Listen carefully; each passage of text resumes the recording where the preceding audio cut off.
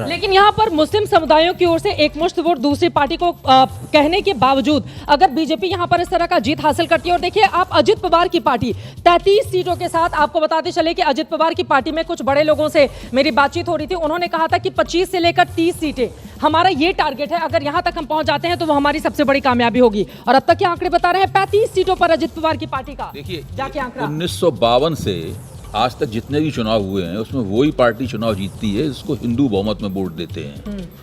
मुसलमान वोट पूरक भूमिका का निर्वाह कर सकते हैं। अगर हिंदू समाज एक बार तय कर ले कि हमें इसको बहुमत प्रदान करना है तो और किसी को बहुमत नहीं प्राप्त हो सकता। ये भारत की आबादी मूलक संरचना है, पहली बात।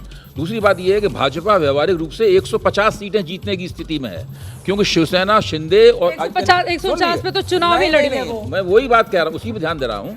बाकी दोनों गठजोड़ पार्टनरों में उसके 18 से 20 उम्मीदवार हैं जो उनके टिकट पे लड़ रहे हैं, और ये अखबारों में उनके नाम तक प्रकाशित हो चुके हैं। उनके सब लोग जानते हैं कि दरअसल भाजपा के उम्मीदवार हैं। जैसे शायना एनसी हो गई, शायना एनसी तो केवल एक उदाहरण है और सही उदाहरण आप दे रही हैं, लेकिन बाकी और भी बहुत से लड़ रहे हैं। इसलिए सब लोग भाजपा के मुख्यमंत्री के लिए ही वो लोग कहेंगे साहब। ठीक है, लेकिन ये प्रचंड जनादेश भारतीय जनता पार्टी उसकी सहयोगियों के लिए अब सुपड़ा साफ हो गया यहाँ पर। चाहे वैसे बड़ा दिलचस्प एक चीज और कह दूं, अगर झारखंड में यही नतीजे रहते हैं जो अभी रुझान आ रहे हैं तो ये भाजपा ईडी के कारण चुनाव हारेगी।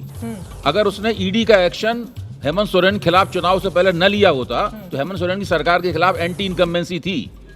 भाजपा ने अपने पैरों पे ईडी का एक्शन, अगर ये आंकड़े रहते हैं तो कुल्हाड़ी मारी है। अब यहाँ पर अगर महिलाएं बीजेपी को वोट कर रही हैं, महायुति को वोट कर रही हैं, और वहां पर महिलाओं के लिए योजना है, तो उसको भी थोड़ा दे देना चाहिए, क्योंकि आपको बताते चले महिला एक बहुत बड़ा वोट बैंक मौजूदा सियासत में बन चुका है, और उसको रिझाने के लिए पार्टियों की ओर से कितने बड़े बड़े दावे किए जाते हैं। लेकिन ये जो आंकड़ा सामने आया है 216 का 129 पर भारतीय जनता पार्टी, अब तो मतलब बीजेपी ने ऐसा कौन सा कमाल कर दिया कि बार बार जनता जो है उसके ऊपर लोकसभा चुनाव में बुरा प्रदर्शन करने के बावजूद भरोसा कर।